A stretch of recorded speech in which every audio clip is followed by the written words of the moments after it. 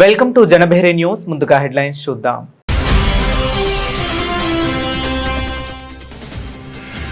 నలభై ఏళ్ల సుదీర్ఘ విరామం తరువాత న్యూజిలాండ్లో భారత ప్రధాని పర్యటన. గాలా లాంచ్లో సరికొత్త చరిత్ర సృష్టించిన మోదీ.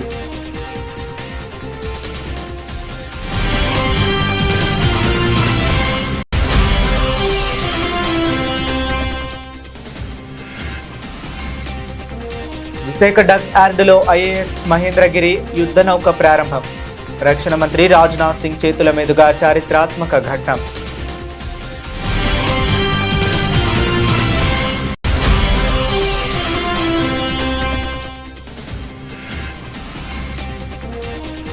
నిందితులకు త్వరితగతిన కస్టడీ ట్రయల్, శిక్షల అమలుపైన పర్యవేక్షణ ఉంటుంది. పశ్చిమ బెంగాల్ సీఎం భరోసా.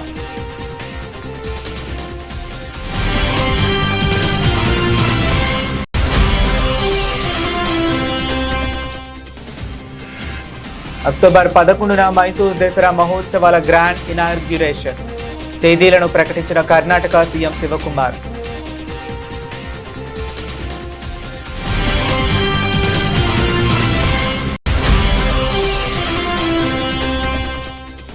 నియోజకవర్గాల పునర్విభజనపై సీఎం రేవంత్ రెడ్డి సంచలన ప్రకటన. వచ్చే ఎన్నికల్లో కాంగ్రెస్ 117 సీట్లు గెలవడం ఖాయమని వెల్లడి.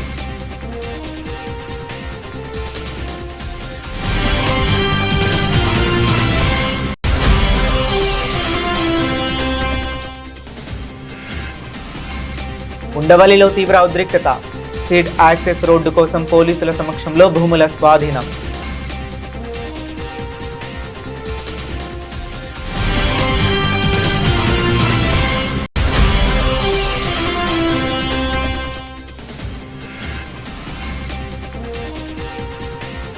భేషజాలు మానేసి ప్రాజెక్టులపై అవగాహన పెంచుకోండి. సీఎం రేవంత్ రెడ్డికి కేటీఆర్ ఘాటు కౌంటర్.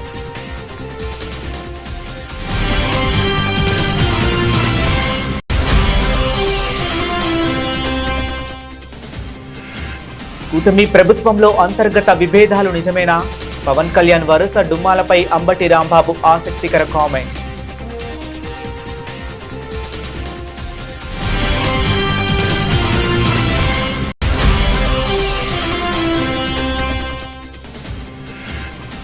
షాబాద్ ఆరుగురి ఘోర హత్యల కేసులు వీడిన మిస్టరీ.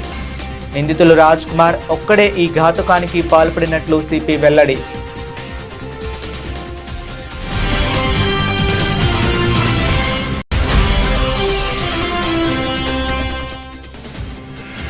విశాఖలో 30,000 కోట్ల అతిపెద్ద భూ స్కామ్. సీఎం చంద్రబాబుపై మాజీ మంత్రి గుడివాడ అమర్నాథ్ సంచలన ఆరోపణలు.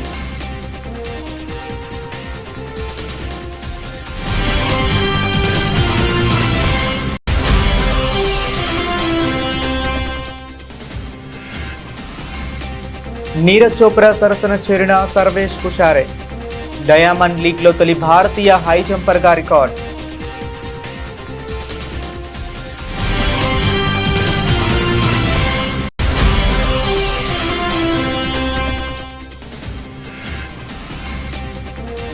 బర్త్డే ప్రియులకు వీకెండ్ శుభవార్త.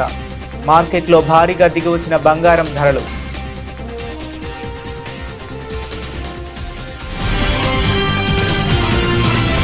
భారత్ న్యూజిలాండ్ దౌత్య సంబంధాలలో ఒక చారిత్రాత్మక మైలురాయి నమోదైంది.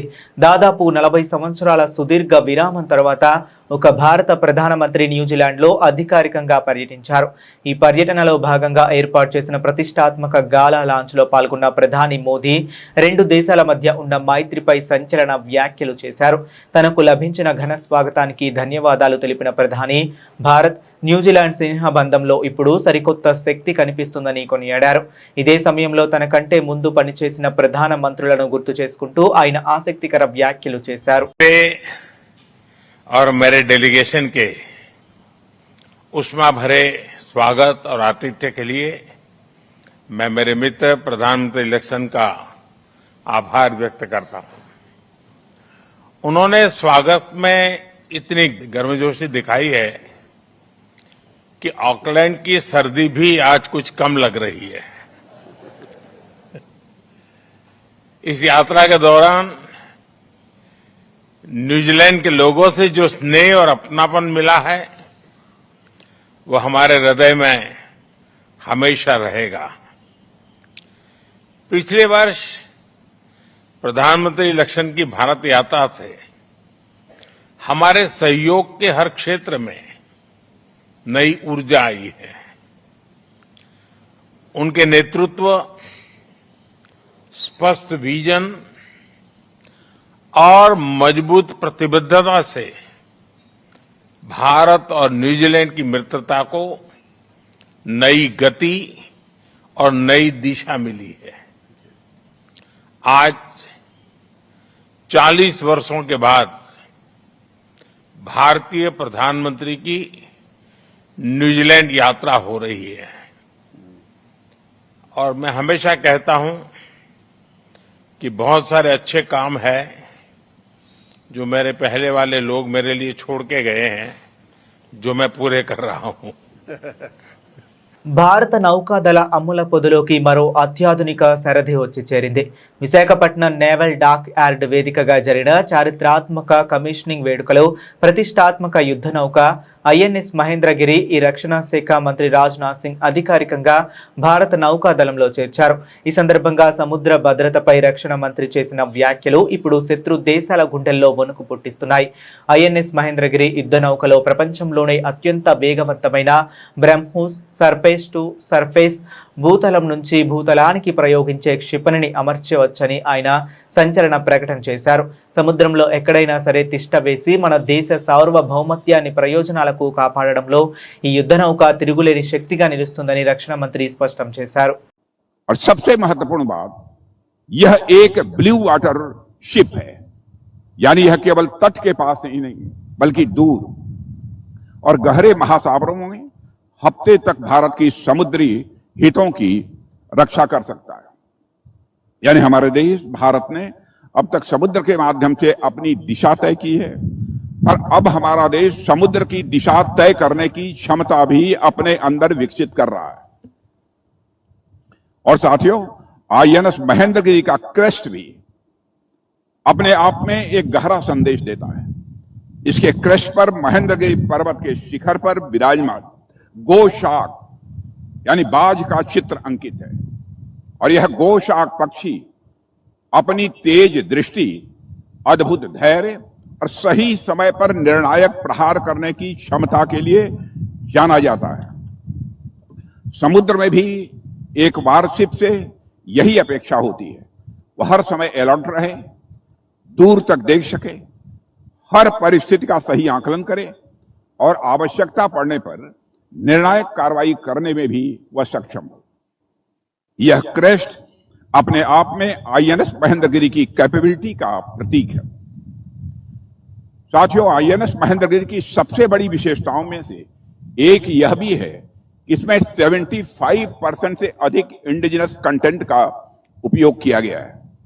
यह आंकड़ा भारत की डिजाइन कैपेबिलिटी, मैन्युफैक्चरिंग एक्सीलेंस और डिफेंस इकोसिस्टम की बढ़ती हुई ताकत का यह प्रमाण है, ऐसा मैं मानता हूं। साथियों, आईएनएस महेंद्रगिरी में हमारे BrahMos surface to surface missile fit हो सकती है, जो दुनिया की सबसे तेज और सबसे घातक क्रूज मिसाइल्स में से एक है और इसमें मल्टी फंक्शन राडार के साथ long range surface to air missiles का कॉम्बिनेशन है। పశ్చిమ బెంగాల్లోని బారు ఈపూర్లో జరిగిన అమానుష అత్యాచారం హత్య ఘటన దేశవ్యాప్తంగా తీవ్ర కలకలం రేపుతుంది. ఈ నేపథ్యంలో పశ్చిమ బెంగాల్ ముఖ్యమంత్రి సువేందు బాధితురాలి నివాసానికి వెళ్లి వారి కుటుంబ సభ్యులను పరామర్శించారు. తీవ్ర శోక సంద్రంలో ఉన్న ఆ కుటుంబానికి న్యాయం చేస్తామని ఈ సందర్భంగా ముఖ్యమంత్రి గట్టి భరోసా ఇచ్చారు. నిందితులపై కస్టడీ విచారణ అత్యంత వేగంగా జరిగేలా చూస్తానని, వారికి పడే శిక్షల అమలు ప్రక్రియను స్వయంగా ముఖ్యమంత్రి కార్యాలయం నుంచే తాను పర్యవేక్షిస్తానని బాధితురాలి కుటుంబానికి సీఎం సువేందు అధికారి హామీ ఇచ్చారు. দেখুন, প্রথমে এই একরত্তি বাচ্চা মেয়েটিকে যেভাবে নৃশংসভাবে শারীরিক নির্যাতন করে নৃশংস অমানবিক খুন করা হয়েছে, তার পরিবার প্রথম দিন থেকে মুখ্যমন্ত্রী এবং পুলিশকে সাহায্য করেছে, আমাদের কথা শুনেছে। আমরা পরিবারের প্রতি কৃতজ্ঞ। আমি প্রথম ইনসিডেন্টের দিন ফোনে কথা বলেছি, টুইসডে ফিজিক্যালি মিট করেছি ওনাদের সঙ্গে বারুইপুর এসপি অফিসে। স্পেসিফিক 4 জনের নামে ওরা অভিযোগ দিয়েছিলেন। 4 জনকেই পুলিশ মানে খুব প্রপারলি এবং কুইকলি অ্যারেস্টেড করেছে। তারা পালিয়েও গেছিল অনেক দূরে দূরে, বসিরহাটে বাংলাদেশ বর্ডার পর্যন্ত চলে গেছিল। পুলিশ এবং এসটিএফ মানে আমাদের বারুইপুর ডিস্ট্রিক্ট পুলিশ এবং STF under the guidance of the DGP properly তারা করেছেন। এটা তো 1 নম্বর। দ্বিতীয় নম্বর হচ্ছে বাকি যা ইনসিডেন্ট ঘটেছে আপনারা জানেন, ওই পার্টে আমি যাব না, ওটা সিআইডি ইনভেস্টিগেশন হচ্ছে। আমি ওই পার্টে কোনো কমেন্ট করব না। আমি যেটা পরিবারকে আজকে বলে এসেছি যে কাস্টডি ট্রায়াল হবে এবং কনভিকশনের এক্সিকিউশন এটা কমপ্লিটলি মুখ্যমন্ত্রীর মনিটরিং এ হবে। একটা দৃষ্টান্তমূলক নজির আমরা এই কেসে রাখব এবং গভর্নমেন্টের পক্ষ থেকে কিছু দায়িত্ব ছিল, এটা আমি বলবো না। গভর্নমেন্টের কিছু অ্যাসিস্ট্যান্সের বিষয় থাকে যদি ফ্যামিলি রাজি থাকে। ফ্যামিলি রাজি ছিল, আমরা গভর্নমেন্ট পাশে దాঁড়িয়েছি। কিভাবে পাশে దాঁড়িয়েছি ఫ్యామిలీ যখন দরকার হবে বলবে, আমি బోల్బో না। భారతదేశంలోనే కాకుండా ప్రపంచవ్యాప్తంగా ఎంతో గుర్తింపు పొందిన కర్ణాటక రాష్ట్ర పండుగ మైసూర్ దసరా మహోత్సవాలకు ముహూర్తం ఖరారైంది. ఈ ఏడాది దసరా సంబరాలను అత్యంత వైభవంగా నిర్వహించేందుకు కర్ణాటక ప్రభుత్వం సన్నాహాలు ప్రారంభించింది. ఉత్సవాల తేదీల వివరాలను ఆ రాష్ట్ర ముఖ్యమంత్రి డికే శివకుమార్ అధికారికంగా ప్రకటించారు. ఆగస్టు 26వ తేదీన సాంప్రదాయబద్ధంగా నిర్వహించే గజపూజతో ఈ దసరా వేడుకలు అధికారికంగా ప్రారంభం కానున్నాయి. ఇక అత్యంత ప్రధానమైన భేరీ నాదాలతో సాగే దసరా మహోత్సవాలు ప్రధాన ప్రారంభోత్సవం అక్టోబర్ 11వ తేదీన ఘనంగా జరగబోతుందని ముఖ్యమంత్రి వెల్లడించారు. ನಾಡ ಹಬ್ಬ ನಮ್ಮ ಮೈಸೂರು ದಸರಾ ಮಹೋತ್ಸವ 26 ಉನ್ನತ ಮಟ್ಟದ ಸಭೆಯನ್ನ ಇವತ್ತು ನಾನು ಇಟ್ಕೊಂಡಿದ್ದೆ. ಬಹುತೇಕ ಎಲ್ಲ ಶಾಸಕರು ಕೂಡ, ಮಂತ್ರಿಗಳು, ಡಾಕ್ಟರ್ ಪರಮೇಶ್ವರ್ ಅವರು, ಜಾರ್ಜ್ ಅವರು, ಎಲ್ಲ ಶಾಸಕರು ಕೂಡ ಎಲ್ಲ ಪಕ್ಷ ಎಲ್ಲ ಬಿಟ್ಟು ಒಗ್ಗಟ್ಟಿನಿಂದ ದಸರಾ ಯಾವ ರೀತಿ ಒಂದು ಪರಂಪರೆಯನ್ನ ನಾಡಹಬ್ಬ ಆಚರಣೆ ಮಾಡ್ತೀವಿ ಆ ರೀತಿ ಮಾಡೋದು ಅನ್ನೋದು ತೀರ್ಮಾನವನ್ನ ಮಾಡಿದ್ದೇವೆ. ಸೊ ಒಟ್ಟಾರೆ ಈ ವರ್ಷದ ದಸರಾ ನಮ್ಮ ಗಜಪೂಜೆ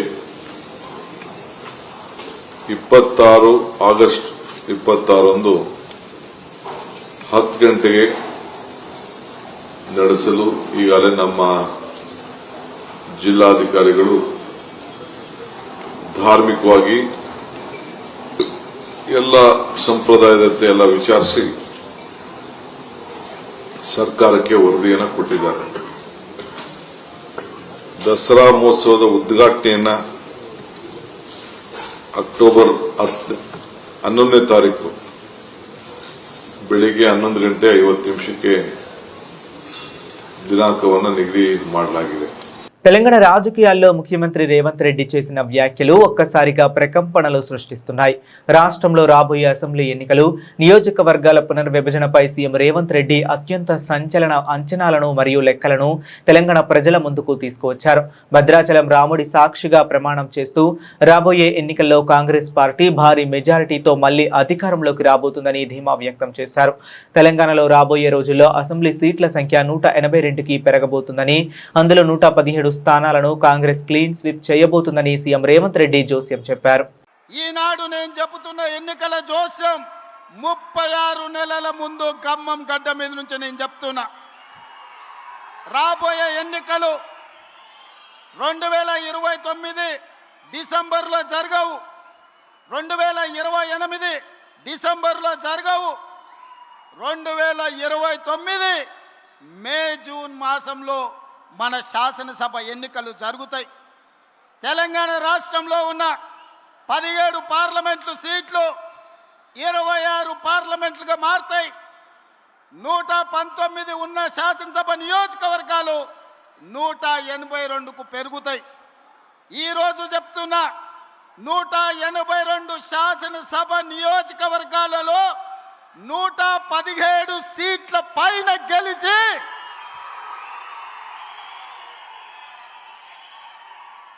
ఒకటి 1-7 మీడియా మిత్రులారా రాసుకోండి. 1-1-7 అంటే 117 శాసన సభ్యులను గెలిపించుకొని రెండవసారి తెలంగాణ రాష్ట్రంలో ప్రజాపాలనను కాంగ్రెస్ ప్రభుత్వాన్ని గెలిపిస్తాం. రాముడు మీద, భద్రాచలం రాముడు మీద ఆనా. ఇది ఖమ్మం కాంగ్రెస్ కార్యకర్తల మాట. కాసుకో చంద్రశేఖర్ రావు, నువ్వు, నీ కొడుకు, నీ అల్లుడు, నీ బిడ్డ, నీ చుట్టాలు, నీ భజన పరులు, నీ ఒప్పందాలు, నీ దొంగ సర్వేలు చేసే దొంగ ఏజెన్సీలతో సహా గుర్తుపెట్టుకోండి ఈ తారీఖు. గుంటూరు జిల్లా తాడేపల్లి మండలం ఉండవల్లిలో ఒక్కసారిగా పొలిటికల్ అండ్ లోకల్ హీట్ పెరిగింది. సీడ్ యాక్సెస్ రోడ్డు నిర్మాణానికి భూములు ఇవ్వని రైతుల పొలాలను స్వాధీనం చేసుకునేందుకు అధికారులు రంగంలోకి దిగడంతో అక్కడ తీవ్ర ఉద్రిక్త పరిస్థితులు నెలకొన్నాయి. భారీగా మోహరించిన పోలీసుల సమక్షంలో రెవెన్యూ మరియు సిఆర్డీఏ అధికారులను ల్యాండ్ అక్విజిషన్ ప్రక్రియను చేపట్టారు. మా భూములు మాకు కావాలి, బలవంతంగా లాక్కోవద్దంటూ రైతులు, మహిళలు పొలాల్లోనే బైఠాయించి ఆందోళనకు దిగారు. ఈ క్రమంలో రైతులు, అధికారుల మధ్య తీవ్ర స్థాయిలో వాగ్వాదం, తోపులాట చోటు చేసుకోవడంతో ఉండవల్లి పరిసర ప్రాంతాలు రణరంగాన్ని తలపిస్తున్నాయి. రైతుల నిరసనల మధ్య జేసీబీలను పొలాల్లోకి దించి చేతికొచ్చిన పచ్చని పంటలను ధ్వంసం చేయటం ప్రారంభించారు. దీంతో ఆగ్రహం వ్యక్తం చేసిన రైతులు కోర్టుల్లో కేసులు నడుస్తుండగా తమకు సరైన పరిహారం ఇవ్వకుండా భూములను ఎలా స్వాధీనం చేసుకుంటారంటూ అధికారులను నిలదీశారు. అధికారులకు అండగా పోలీసులు రైతులను బలవంతంగా ఈడ్చి పారేయడంతో ఉద్రిక్తత మరింత తీవ్ర రూపం దాల్చింది. తమ పొట్ట కొట్టవద్దంటూ రైతులు చేస్తున్న ఆందోళనలతో ఉండవల్లిలో ప్రస్తుతం భారీగా పోలీస్ బందోబస్తును కొనసాగిస్తున్నారు. రాష్ట్రంలో సాగునీటి విడుదల, ప్రాజెక్టుల నిర్వహణపై అధికార ప్రతిపక్షాల మధ్య మాటల యుద్ధం మొదలైంది. తెలంగాణలో ప్రస్తుతం నెలకొన్న పరిస్థితులపై బీఆర్ఎస్ వర్కింగ్ ప్రెసిడెంట్, మాజీ మంత్రి కేటీఆర్ కాంగ్రెస్ ప్రభుత్వంపై సంచలన విమర్శలు గుప్పించారు. రాష్ట్రంలో కనిపిస్తున్నది కాలం తెచ్చిన కరువు కాదని, అది కేవలం కాంగ్రెస్ ప్రభుత్వం చేతగానితనం వల్ల ఏర్పడిన కృత్రిమ కరువు అని ఆయన అభివర్ణించారు. గోదావరి నదిలో నీరు పుష్కలంగా ప్రవహిస్తున్నప్పటికీ పాలకులు పంపులు ఆన్ చేయకపోవడం వల్లే రైతాంగం తీవ్రంగా నష్టపోతుందని కేటీఆర్ మండిపడ్డారు. ముఖ్యమంత్రి గారికి ఇవి ఒప్పుకోవడానికి బేసిస్ అడ్డం వస్తున్నది. మేడిగడ్డ మూసేయాలని మేము అన్నామని, ఆయనకి మేము ఆడ పోతే కోపం వచ్చింది. మేము కన్నెపల్లికి పోగానే కోపం వచ్చింది ఆయనకి. ఎందుకంటే బండారం బయటపడ్డది. ఆడ వరద నీరు పోతున్నది, నీళ్లు పోతూనే ఉన్నాయి, గోదావరి నీళ్ళు. ఎల్నీనో అని చెప్పి తప్పించుకుందాం అనుకున్నాడు. కానీ నీళ్లు కిందికి పోతున్నాయా, సముద్రంలో కుత్తగా పోతున్నాయి. పంపులు చాలు చేయంటే పంపులు చాలు చేసి బంద్ పెట్టిండు. ఆంబోతు లెక్క రంకెలు వేస్తూ ఉన్నాడు. నోటికొచ్చిన బూతులు, నోటికొచ్చిన మాటలు, బుర్ర తక్కువలని, లుచ్చా రాజకీయాలని. నేను ముఖ్యమంత్రి గారిని ఉటంకిస్తూ ఉన్నాను, నేనేం కొత్తగా ఆయన తిట్టట్లేదు. అచ్చోసిన ఆంబోతులాగా ఇవాళ నోటికొచ్చినట్టు రంకెలేస్తూ ఉన్నాడు. ఇక ఆయన మాట్లాడిన మాటల్లో పిచ్చివాగుడు తప్ప, శరామామూలుగా తిట్లు, ఒట్లు తప్ప కొత్తది ఏమీ లేదు. ఇవాళ బండారం అయితే బయటపడ్డది ఈ రాష్ట్ర ప్రభుత్వానికి.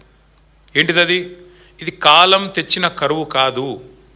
నీళ్లు పుష్కలంగా ఉన్నాయి. ఏ పాయింట్లు అయితే నీళ్లు ఉన్నాయో ఆ పాయింట్కి తీసుకుపోయి మరీ చూపెట్టినాం. ఈ రాష్ట్ర రైతులు చూస్తూ ఉన్నారు. మమ్మల్ని అడ్డుకున్నా, అరెస్టు చేసినా అక్కడ దాకా పోయినాం. 7 గంటలు ప్రయాణం చేసిపోయినాం. పోయి చూపెట్టినాం. ఇగో నీళ్లు 1,00,000 క్యూసెక్కులు నీళ్లు కిందికి పోతున్నాయని చూపెట్టినాం. 1,00,000 క్యూసెక్కులు అంటే 9 టీఎంసీలు. 9 టీఎంసీలు రోజుకి 9 టీఎంసీలు కిందికి వృధాగా పోతూ ఉన్నాయి. 9 టీఎంసీలలో కేవలం నువ్వు లిఫ్ట్ చేయాల్సింది 2 టీఎంసీలే.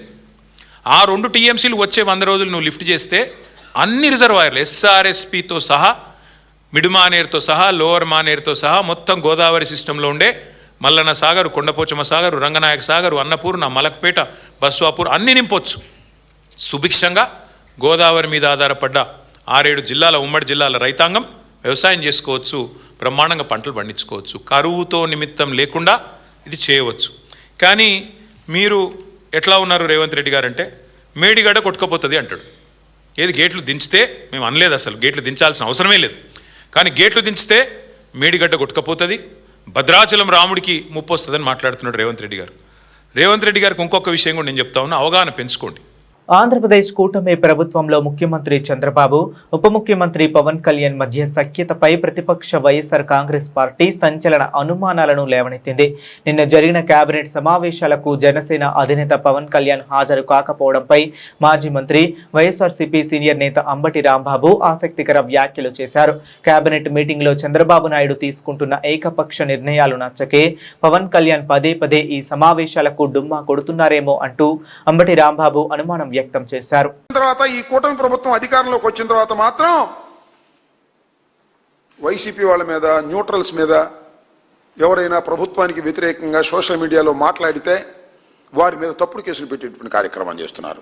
ఎన్నండి 1549 సోషల్ మీడియా కేసులు పెట్టారు. వైఎస్ఆర్సీపీ మీద కానివ్వండి, లేకపోతే తెలంగాణలో ఈ మధ్యన పట్టుకొచ్చారు కదా అలాంటి వారి మీద కానివ్వండి, కొమ్మినేని శ్రీనివాస్ గారి మీద కానివ్వండి, ఇలా తప్పుడు కేసులు పెట్టి దీనిలో 1344 మందిని అరెస్ట్ చేశారు సోషల్ మీడియా. ఇప్పుడు టాస్క్ ఫోర్స్ అంట, కొత్తగా టాస్క్ ఫోర్స్ చేశారంట ఈ రాష్ట్రంలో సోషల్ మీడియా మీద యాక్షన్ తీసుకోవడానికి. మరి ఎందుకు సోషల్ మీడియా అంత భయం ఏంటి?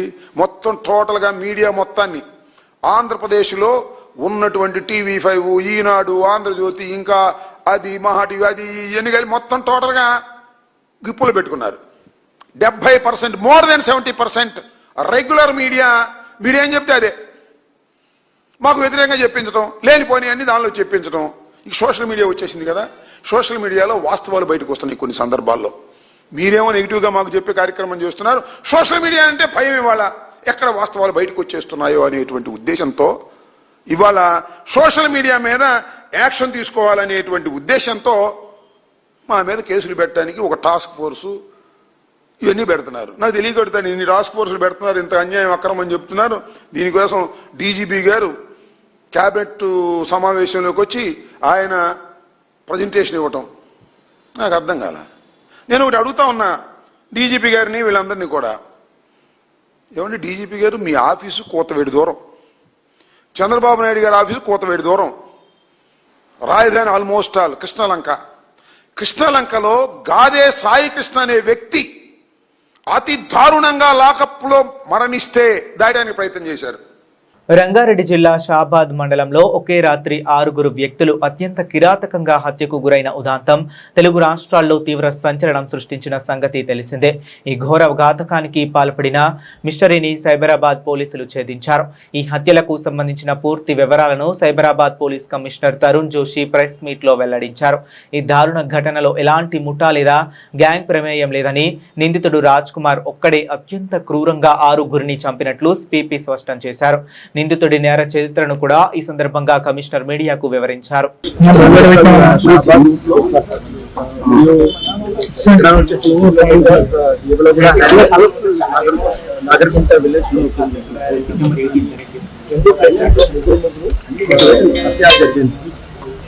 ముద్దాయి పేరు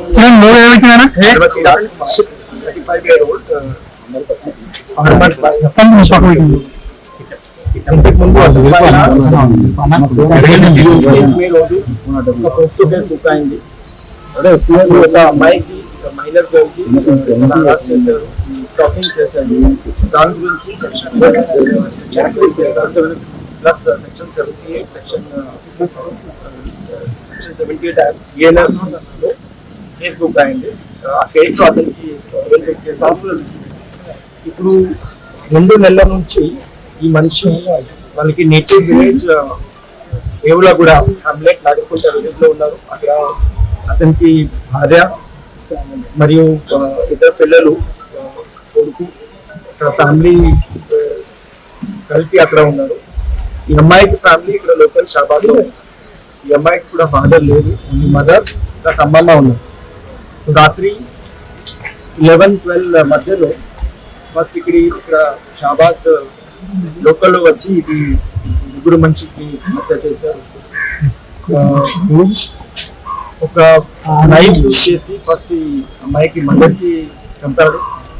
తర్వాత అది అమ్మమ్మ కూడా అది అప్పుడు స్లీప్ లో ఉన్నారు, ఈ అమ్మాయికి కూడా చంపాడు.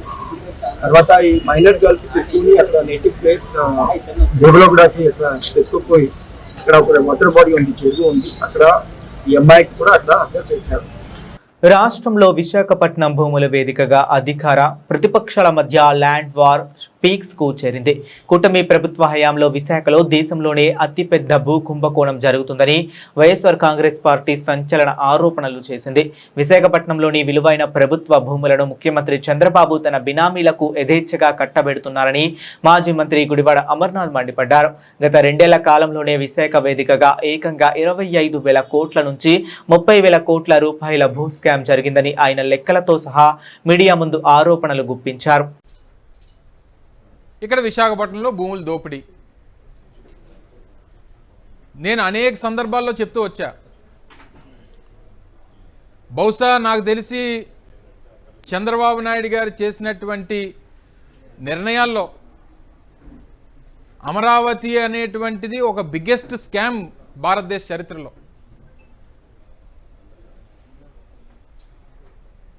అదే రకంగా విశాఖపట్నంలో గడిచినటువంటి 2.5 సంవత్సరాలుగా 26-27 మాసాలుగా చంద్రబాబు నాయుడు గారు చేసినటువంటి భూముల కేటాయింపు అనేటువంటిది ఇది ఒక బిగ్గెస్ట్ ల్యాండ్ స్కామ్. విశాఖపట్నం అనేటువంటిది విశాఖపట్నంలో భూ కేటాయింపులు ఒక బిగ్గెస్ట్ ల్యాండ్ స్కామ్. ఇది ఈరోజు కాదు, గడిచినటువంటిది ఒక 8 నెలల నుంచి 1 సంవత్సరం నుంచి చెప్తా ఉన్నాం. గీతం భూముల దగ్గర నుంచి వర్షా లాంటి ఊరు పేరు లేనటువంటి కంపెనీలకు భూముల కేటాయింపు దగ్గర నుంచి, సత్వా లాంటి రియల్ ఎస్టేట్ కంపెనీల దగ్గర నుంచి, కపిల్ లాంటి గ్రూపులకి ఇచ్చినటువంటి భూముల కేటాయింపుల దగ్గర నుంచి, తనకు కావాల్సినటువంటి బినామీలకి ఇచ్చినటువంటి 99 పైసలకి భూములు కేటాయింపు చేసినటువంటి కంపెనీల దగ్గర నుంచి మీరు ఆ లిస్టులన్నీ తీస్తే నాకు తెలిసి విశాఖపట్నంలో గడిచినటువంటి 2 సంవత్సరాల్లో భూ కేటాయింపుల ద్వారా దాదాపు 25,000 నుంచి 30,000 కోట్ల రూపాయలు చేతులు మారాయి. ఇది one of the biggest land scams in India అనేటువంటి దాంట్లో ఏ రకమైనటువంటి సందేహం లేదు అనేటువంటి విషయాన్ని తెలియజేస్తా ఉన్నా. నిన్న క్యాబినెట్లో ప్రభుత్వం భూమి 22Aలో ఉన్నటువంటి భూమి ఆంధ్రప్రదేశ్ టూరిజం డెవలప్మెంట్ కార్పొరేషన్కి బదలాయింపుకి ఒక నిర్ణయం తీసుకున్నారు. దాని భూమి విలువ దాదాపు 1,100 నుంచి 1,200 కోట్ల రూపాయలు. అంతర్జాతీయ అథ్లెటిక్స్ రంగంలో భారత కీర్తి పతాకం మరోసారి ఎగిరింది. ప్రతిష్టాత్మక మొనాకో డయామండ్ లీగ్ 2026 టోర్నమెంట్లో భారత స్టార్ హై జంపర్ సర్వేష్ కుషారే అద్భుత ప్రదర్శనతో సరికొత్త చరిత్ర సృష్టించారు. తన కెరీర్లో తొలిసారిగా డయామండ్ లీగ్ బరిలోకి దిగిన సర్వేష్ అరంగేట్రంతోనే 3వ స్థానాన్ని కైవసం చేసుకుని కాంస్య పతకంతో మెరిశాడు. ఈ ఘనతతో డయామండ్ లీగ్ చరిత్రలో టాప్ 3లో నిలిచిన తొలి భారతీయ హై జంపర్గా సరికొత్త రికార్డు నెలకొల్పాడు. అంతేకాదు గతంలో ఈ అరుదైన మైలురాయిని అందుకున్న నీరజ్ చోప్రా, మురళీ శ్రీశంకర్, వికాస్ గౌడల సరసన సర్వేష్ చేరిపోయాడు. 2.12 మీటర్ల నుంచి ప్రారంభించి వరుసగా 2.16, 2.20, 2.23 మరియు 2.26 మీటర్ల ఎత్తును తన మొదటి ప్రయత్నంలోనే క్లియర్ చేసి అందరినీ ఆశ్చర్యపరిచాడు. అయితే 2.28 మీటర్ల ఎత్తును దాటడంతో 3 ప్రయత్నాల్లోనూ విఫలం కావడంతో 3వ స్థానంలో సరిపెట్టుకున్నాడు. ఈ పోటీలో ఉక్రెయిన్కు చెందిన ఒలెహ్ డోర్షుచ్క్ 2.32 మీటర్లతో అగ్రస్థానంలో నిలవగా బ్రిటన్కు చెందిన జాన్ హిమానీ 2వ స్థానాన్ని దక్కించుకున్నాడు. పసిడి ప్రియులకు ఈ వీకెండ్ శుభవార్త అందింది. గత కొద్ది రోజులుగా హెచ్చు తగ్గులకు లోనవుతున్న బంగారం ధరలు ఈరోజు బులియన్ మార్కెట్లో భారీగా దిగివచ్చాయి. అన్ని రకాల క్యారెట్ల పసిడిపై ధరల క్షీణత నమోదు కావడంతో కొనుగోలుదారులకు కొంత ఊరటనిస్తుంది.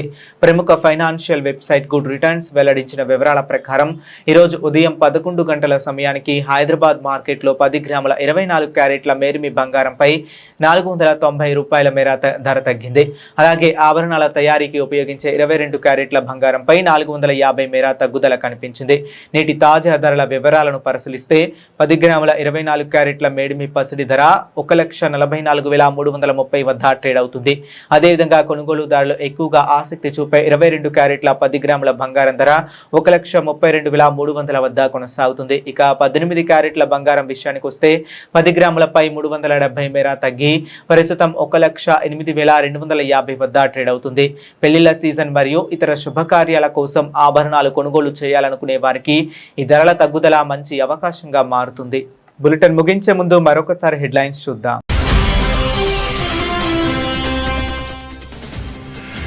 40 ఏళ్ల సుదీర్ఘ విరామం తర్వాత న్యూజిలాండ్లో భారత ప్రధాని పర్యటన. గాలా లాంచ్లో సరికొత్త చరిత్ర సృష్టించిన మోదీ.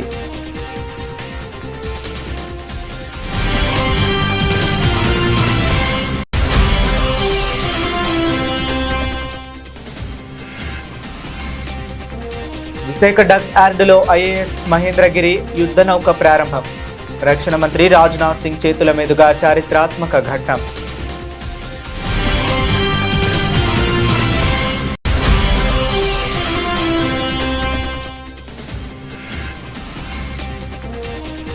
నిందితులకు త్వరితగతిన కస్టడీ ట్రయల్, శిక్షల అమలుపైన పర్యవేక్షణ ఉంటుంది.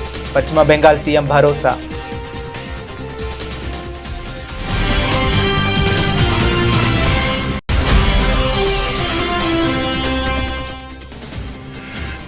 అక్టోబర్ 11న మైసూర్ దసరా మహోత్సవాల గ్రాండ్ ఇనాగ్యురేషన్. తేదీలను ప్రకటించిన కర్ణాటక సీఎం శివకుమార్.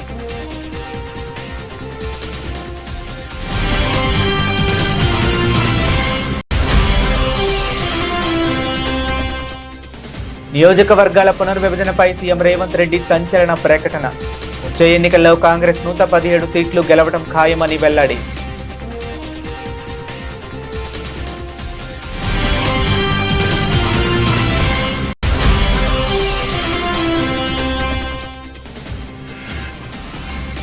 ఉండవల్లిలో తీవ్ర ఉద్రిక్తత. సీడ్ యాక్సెస్ రోడ్డు కోసం పోలీసుల సమక్షంలో భూముల స్వాధీనం.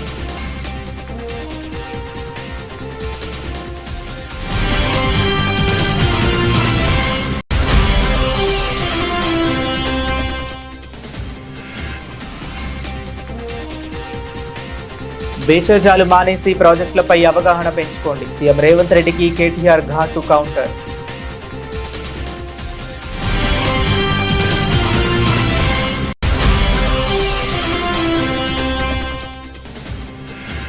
కూటమి ప్రభుత్వంలో అంతర్గత విభేదాలు నిజమేనా? పవన్ కళ్యాణ్ వరుస డుమ్మాలపై అంబటి రాంబాబు ఆసక్తికర కామెంట్స్.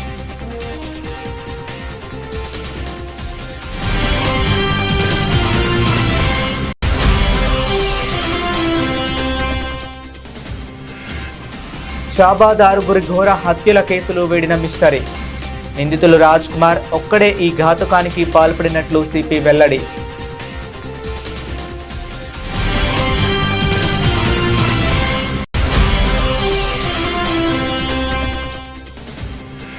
విశాఖలో 30,000 కోట్ల అతిపెద్ద భూ స్కామ్.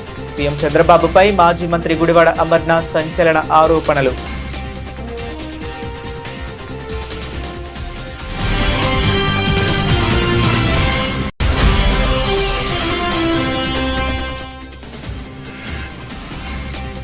నీరజ్ చోప్రా సరసన చేరిన సర్వేష్ కుషారే. డయామండ్ లీగ్లో తొలి భారతీయ హై జంపర్గా రికార్డ్.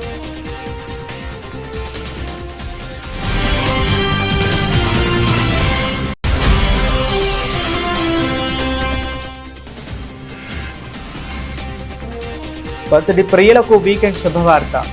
మార్కెట్లో భారీగా దిగివచ్చిన బంగారం ధరలు.